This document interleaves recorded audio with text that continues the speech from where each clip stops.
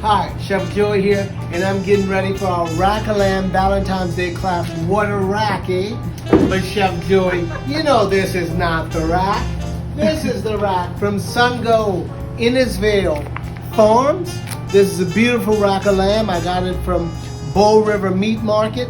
Great organization. They also specialize in this beautiful beef rack. You can get it this way for a prime rib style, or you can go, me big caveman, me like woman, me love meat, in a tomahawk. This is our lamb, and this is side of beef, both French cut. And what that means is you're cleaning up the bones for a beautiful presentation. You also have a fat cap on it to keep the lamb rack or chops nice and moist. They're doing the same thing here. This is a French cut tomahawk prime with a big fat cap. Keep pouring the fat into the meat, keeping it moist. Nice and clean on the bone here. The gristly and fatty pieces are stripped away, just like it is in the ram. It makes for a beautiful presentation.